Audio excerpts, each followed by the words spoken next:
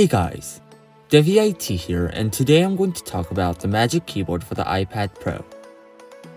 I've been using this for a few days now, and I have some thoughts about it. First, the keyboard.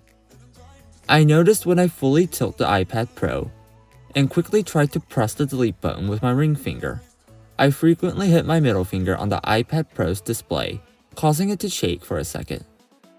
This was very annoying at first, but I did eventually train myself not to do that. Also, I thought the lack of function keys would be very inconvenient, but the only thing I needed the function keys for was the brightness and volume. Now this would be inconvenient if the control center wasn't so easy to navigate to. I would just move my cursor to the control center, click, and change my brightness and volume from there. I personally haven't needed the backlit keycaps yet, but I'm sure it helps on occasions. Next, the trackpad. When you first use a trackpad, the trackpad inertia feature is enabled by default. I found this very annoying, so I turned it off immediately.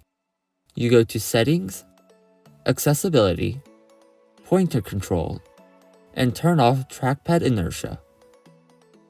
That made it so much better to use. As a MacBook Pro user, the trackpad gestures were familiar, so I found it very natural and convenient to use. I know it's not really possible because of the space constraints, but I do wish the trackpad was a little bit bigger.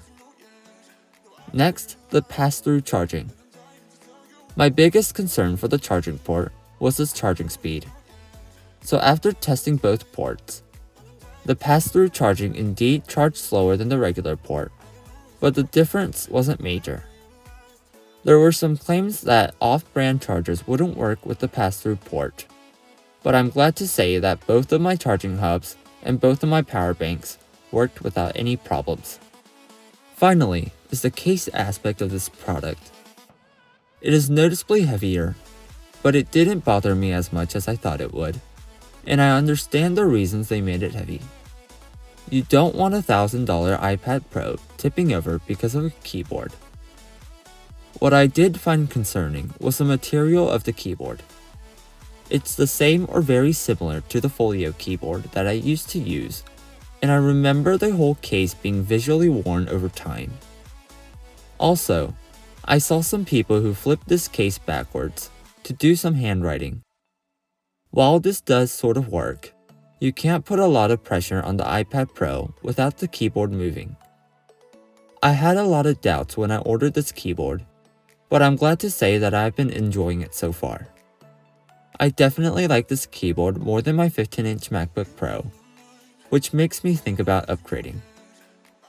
I still think 450,000 won is a lot for a keyboard, but as long as I don't have major complaints, I'll be continuing to use this in the future.